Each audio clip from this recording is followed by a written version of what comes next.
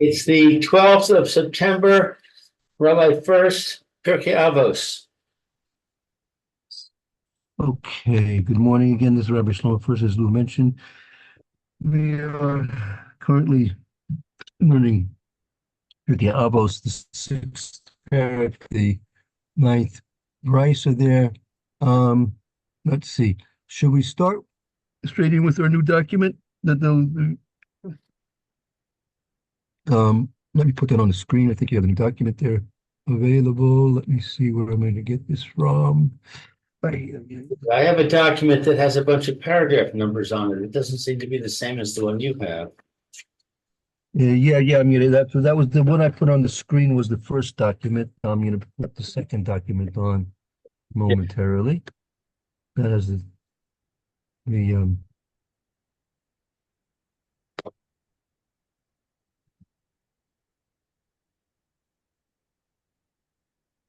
Yeah, okay. I have this document on the screen also.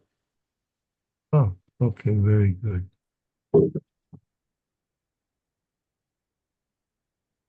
Okay. Here we go. Coming right up with it. Okay, fine. All right. Okay, the document so should be on your screen as well. If not, let me know and I'll double check to see how we can get it on there.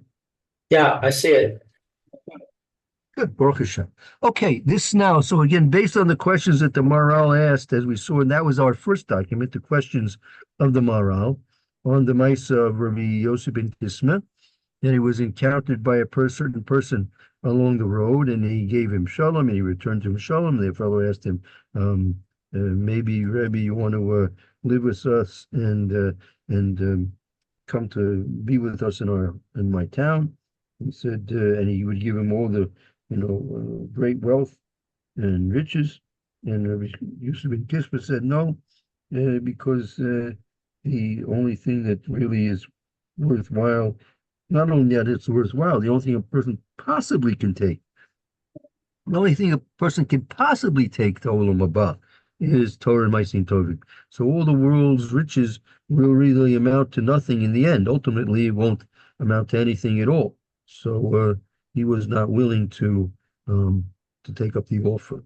So let's see what the Maharal has to do in terms of explaining the events.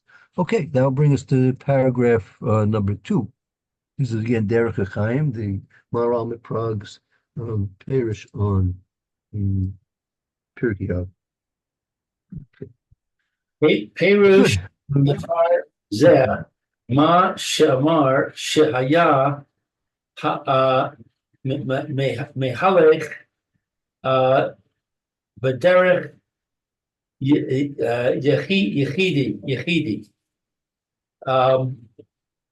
The explanation of this matter,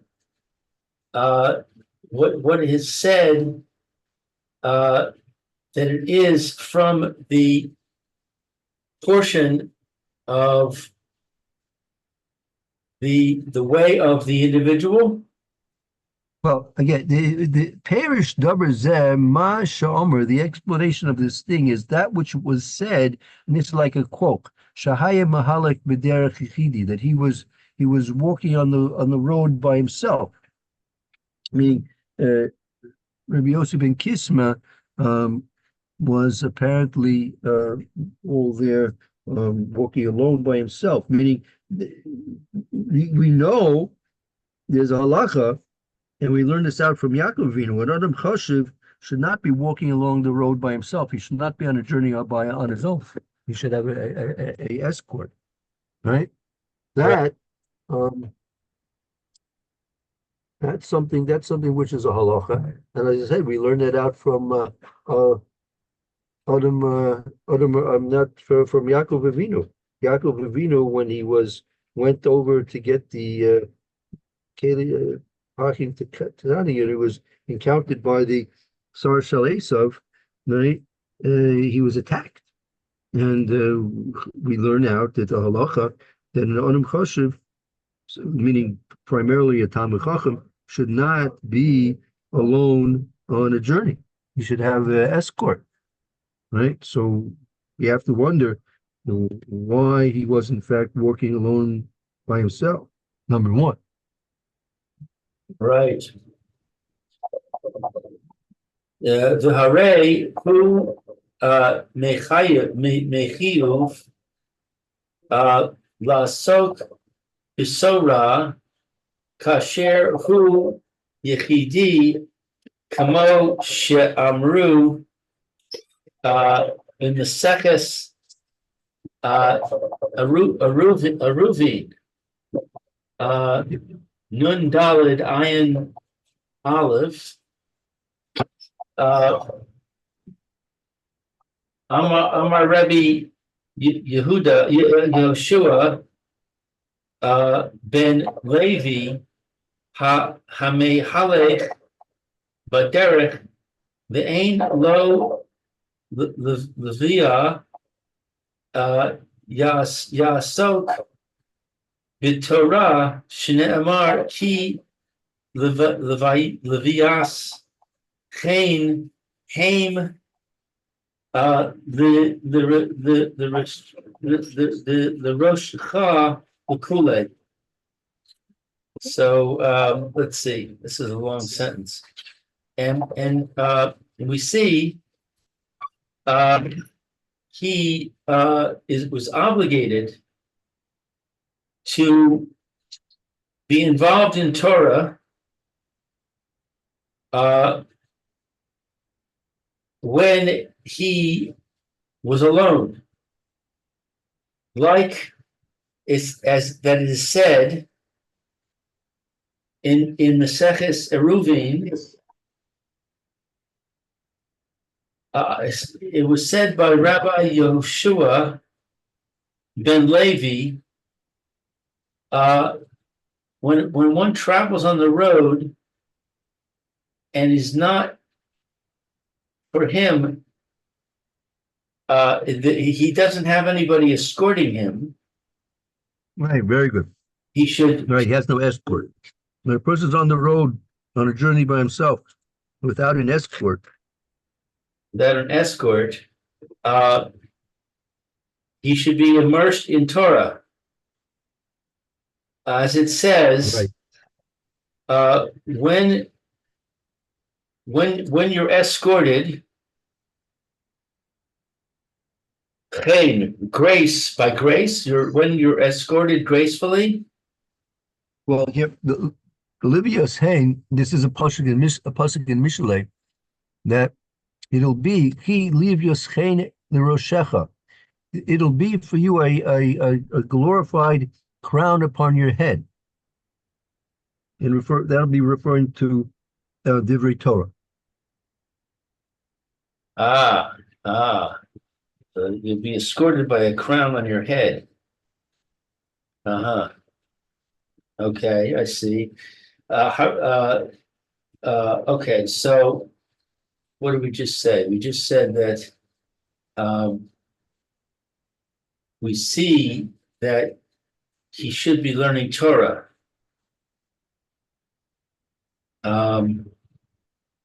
When he's walking on the road, and if so, he'll be considered to be escorted by the Torah. Right, that'll be instead of his escort, since he has no escort. So then, in place of the human escort that he might have otherwise had, will be escorted by the words of Torah. They'll escort him. Hooray, Shemi Shehu Mehalech B'derech Yechidi Tzarich Lasok B'Torah. And we see that the one who travels on the road alone needs to be immersed in Torah.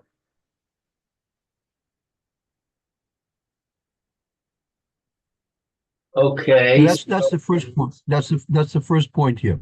Yep. Number one, that in general, we see from the Gemara in Eruvin based on Rabbi Yeshua Levi. If a person is going without escort, then he's obligated in words of Torah, because that will be his escort. It's important to have an escort because of the dangers involved in travel.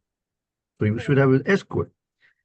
If for some reason doesn't have an escort, then Torah will be his escort. So does this mean we presume that the Rebbe in our story was immersed in Torah when he was walking along? We should imagine so. I would think so. Yeah. Yeah, I would imagine so. Asher hu osek b'Torah b'derech yechidi hu osek b'Torah b'his bodedos yisera. And when he is immersed in Torah, in traveling by himself, he's immersed in Torah. I don't know what this word, but he's dados. His bodedus is contemplation. Contemplation. So, right. So when a person is involved with Torah, when he's journeying all by himself, his involvement with his Torah involves more contemplation. His bodedus Yosef, more contemplation than usual. Okay, so he's traveling along by himself. He's learning Torah, and he's doing a lot of contemplating. Right, he has time. He has time to think things out more deeply than if he was traveling with other people with an escort. There might be distraction. So here he's all by himself. So he can just program his mind and his thoughts to concentrate more fully on the Torah that he wants to learn, rather than if he was in an escort with people. Lo kami she'osek b'Torah af al gav shehu the af al gav shehu lomar b'osek rav. He's not like one that is immersed in Torah, even though that he is learning to be greatly immersed. Like below kamisha oisik bebeso. It's not like a person is the Torah that the person is learning on the derech when he's going by himself is not the same as he is when he's learning in his own house. Afal gav, even though shehu lomid osik rav, even though a person may be learning in his house, he may be having a great deal of involvement in the Torah that he's learning, but it's not the same then he's on the derech, and then when he's in his learning in his house. He's bodidos kimo mi shehu osek b'derech yechidi. This is not contemplation like one who is immersed in traveling by himself. Shehu, Right, that the involvement that a person has, the level of contemplation that a person has when he's along a journey by himself is much greater than a person's contemplation, even if he's in his own house by himself. And we'll see. I don't want to say too much right now. Let's see how the morale goes on and explains this further. So wait a second, which is greater You than have to understand what's the difference. What's the difference if he's by himself in his house, and what's the difference if he's by himself on a journey? What's the difference? right? Okay. So the learning when he's on the road is less than the learning when he's alone in his house. No, the learning in the road is more than it's less in the house than on the road.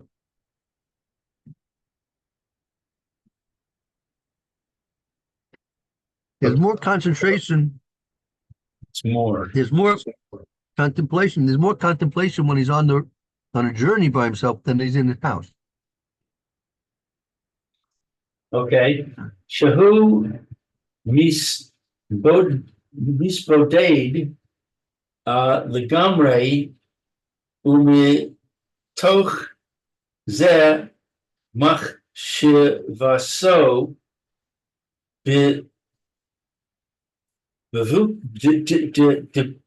debuka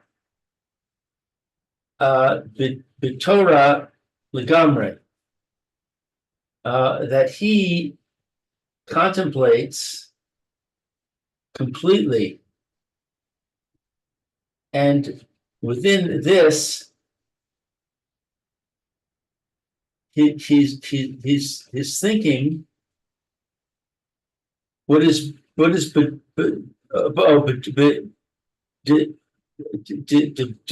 debuka? From Davik, he's connected. He's connected. He's connected to the Torah completely. Meaning, when a person is on a journey, right? When he's on a journey, Shum is boiding legamra. He is completely immersed in his contemplation. Umitoch zeh, because of this, makshavasoy davukuk b'Torah legamri. His thoughts are completely connected to Torah. That he's not thinking of anything else. That person, let's say he's in his house all by himself. So he starts thinking about this. He starts thinking about that. You know, there are a lot of things when he's on the derek, when he's on the road, far from home, far from his familiar environment, right? So none of the normal distractions which he can encounter, and cause him to have what we call a lack of concentration in his learning. His learning will be completely concentrated when he's on the road, even though, okay, you might say a person is he's has to pay attention to where he's walking and such. But you may have had what do you call it?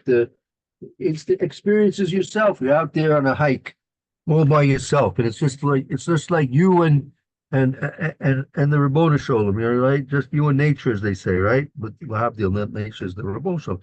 It's just you and yourself, and you can be highly concentrated at that point.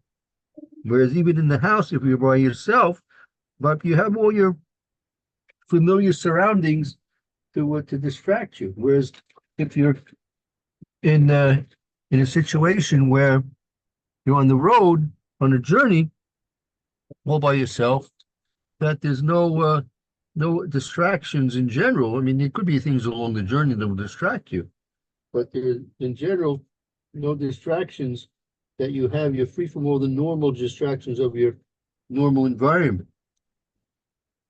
So therefore, the concentration that you can achieve in the learning of your Torah on the road, on the derech, is much greater than even if you're alone by yourself and learning in your house, in your own home.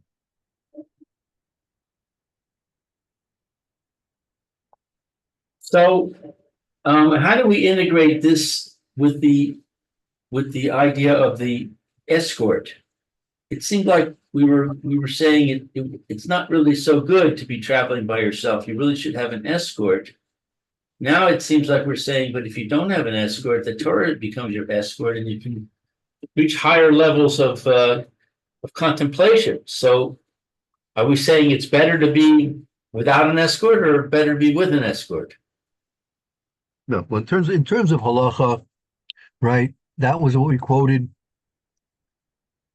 That the halacha is a person should really avoid having to travel by himself. If it's possible to travel with a group, with an escort, he should try and do that. But if for some reason it's not possible, right? Then if he has no choice, so then in lieu of having the escort, he should be learning Torah instead, and the Torah will be his escort.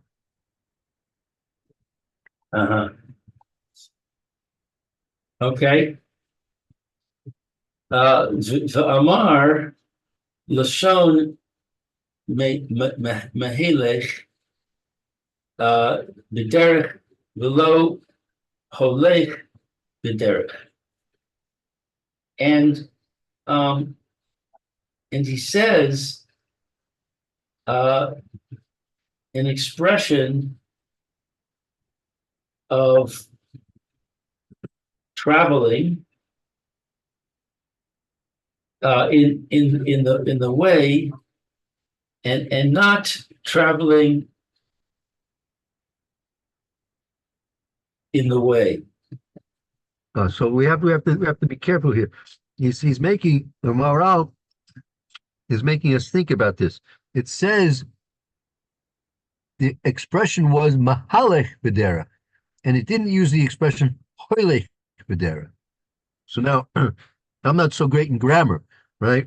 But there's obviously a grammatical difference between saying mahalech b'derech as opposed to saying hoilech b'derech, right? Right. Mary, you maybe could help us out in terms of what the grammatical difference might be between these two expressions. You're muted, Mayor. I'm having work done here. It's actually a good question. The PL is usually more intense than the Pa'al.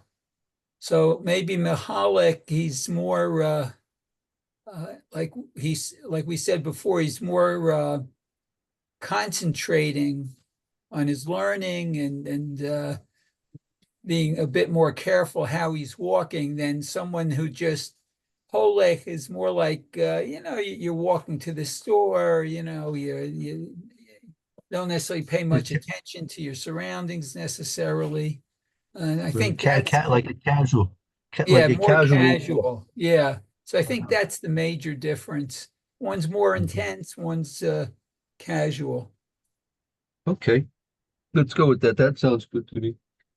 So Mehalech is intense traveling, and Holech is casual traveling. Yeah, see, it seems that that's a good working definition right now. I think we can go with that for the time being. Okay. Ki Thank you, Mir. That's chach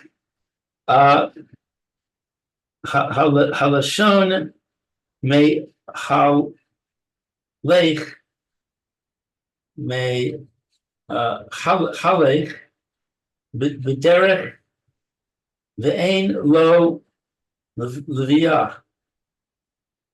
Since here the expression of intense traveling, this expression is of intense traveling, and without a escort. Mahalech kirochev demi ubechol makom kach hu. So Mahalech traveling What is karochev? Rokev is to ride a horse. So traveling by riding, that one in every place. This is it.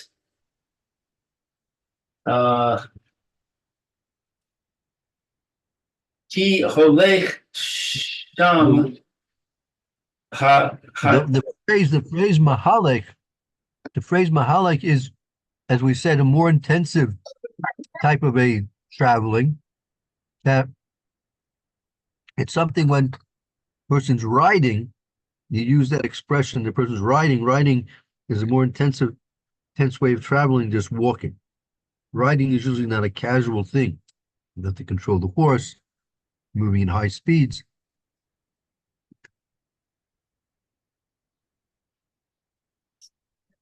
So we're saying that if he's riding, he's traveling faster, but nevertheless he's still intense. Right.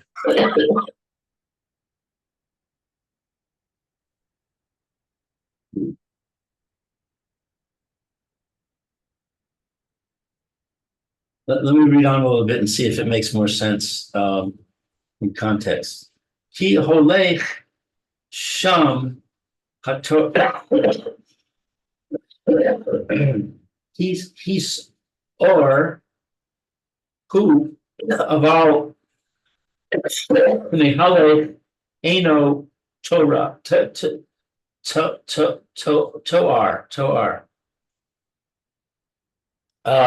Since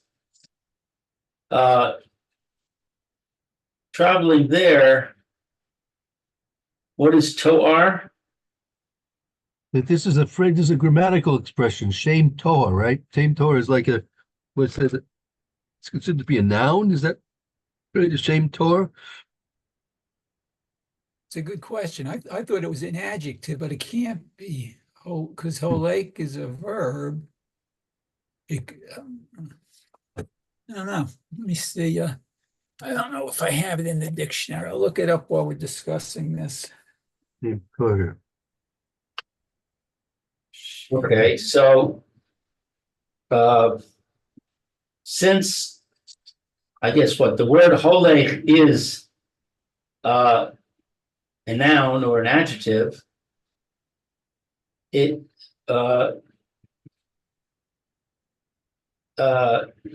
but mehalech is not Okay. the same part of speech. Yeah, it's an adjective, Lou. Adjective. Shame Torah is an adjective. Very good. Very good. Yes. Thank you. Okay, so holech is an adjective, but halach is not an adjective. So an adjective is something that defines or modifies a noun. So Right. traveling on the road, what's the noun that it's modifying? The noun.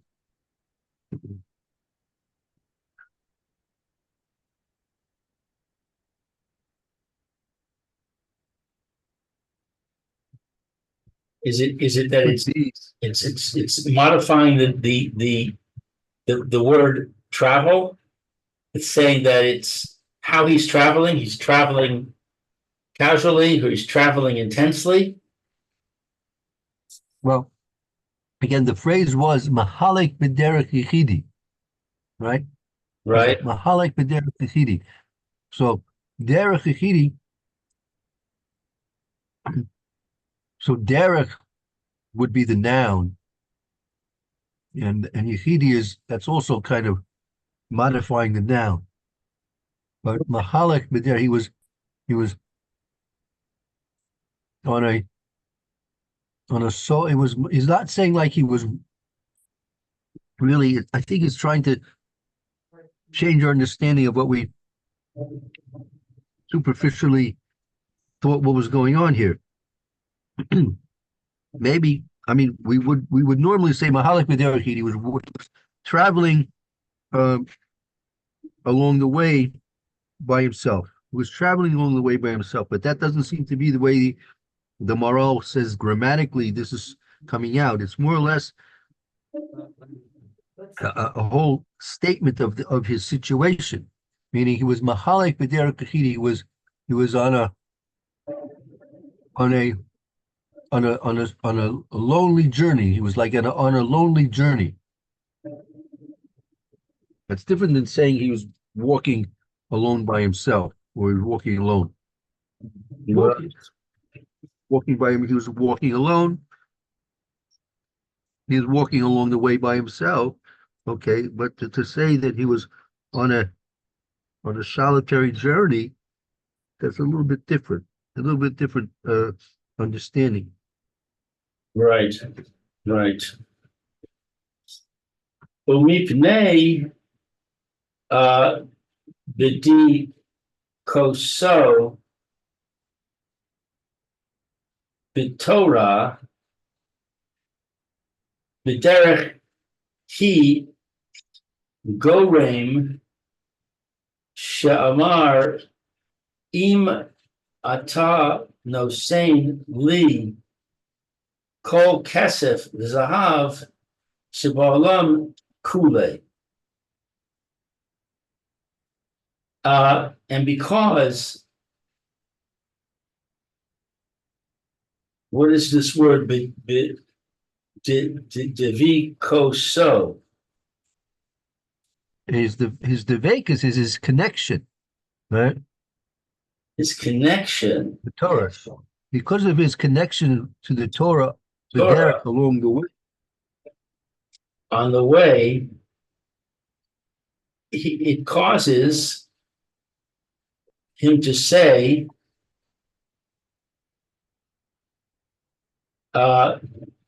if you give me all the silver in the world, etc., because of his connection to the Torah, when he's on the way, it causes him to reject the invitation.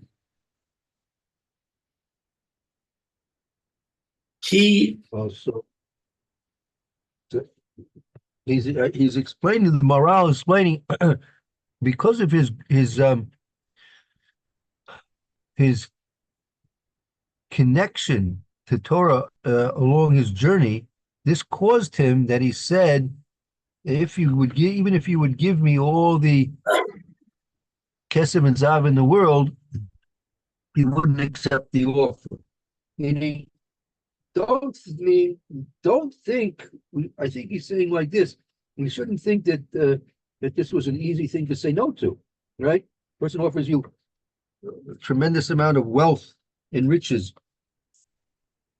and you think it was a simple thing to say no to that. But so the cause of Rabbi Yosef ben Kisma's ability to say no to that offer rested in the fact because of his great connection to Torah that he had when he was going along the way. Right. I mean, normally, let's say from this you can infer that, let's say he was not along the way, and let's say therefore he would not be so intensely involved with Torah. Then you may not have been able to reject this offer. Right.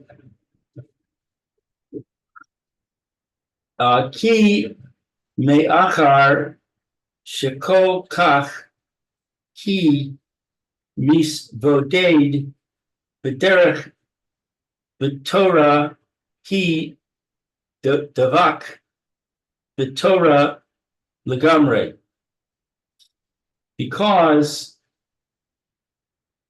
from after that all of this,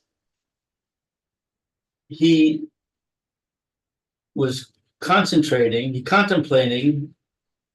in the way, in the path, in the Torah.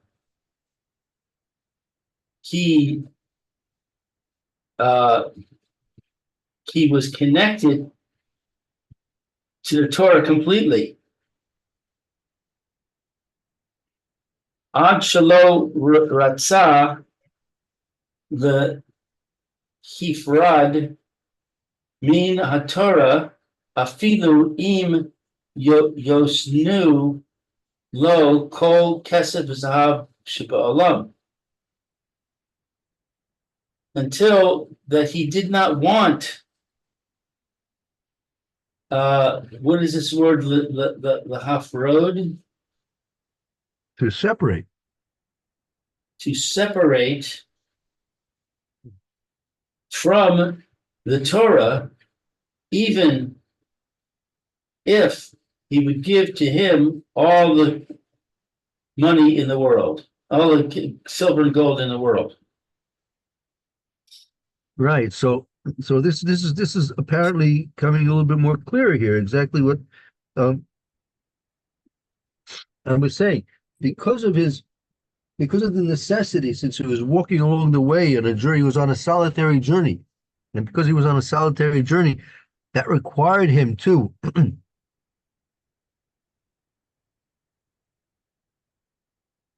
involve himself in a very intense way with Torah, because that was now going to be his escort, because he didn't have any other escort available to him at the time. So now that he's involved with Torah to the extent that he's concentrated fully and contemplating fully on Torah with its tremendous connection to Torah, that was what the ability that he had to refuse the offer of all this great wealth.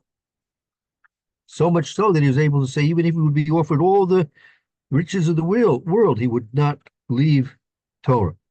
And that apparently was made available to him to say that because he was intensely involved with Torah, because of the obligation to involve yourself on Torah when you're along the road in a solitary journey. And in contrast, if he would not have been so intensely involved, he may have accepted the offer. So if he had not been in a solitary journey, if he had been at home, for example, he may not have been able to say no to that offer. Right.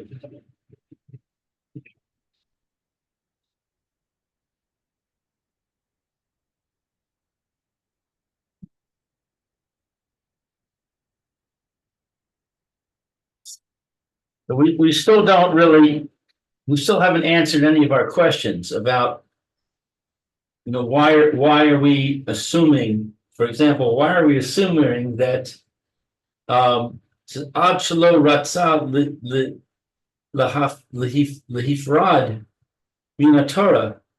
Why are we assuming that was part of the deal? Right. Maybe he was saying, "Come and teach us Torah. Come and bring Torah to our city. You can be the rabbi. We'll pay you a huge amount of money, and you'll bring us all closer to Hashem." Right. That hasn't been addressed, right? Correct? Haven't addressed that point yet. Weiter, or are we done for today?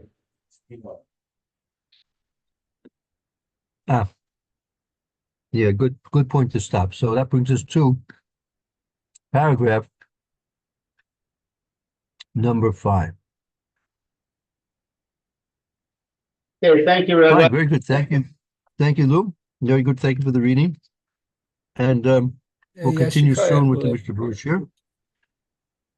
Take a short break right now. All right, see you soon.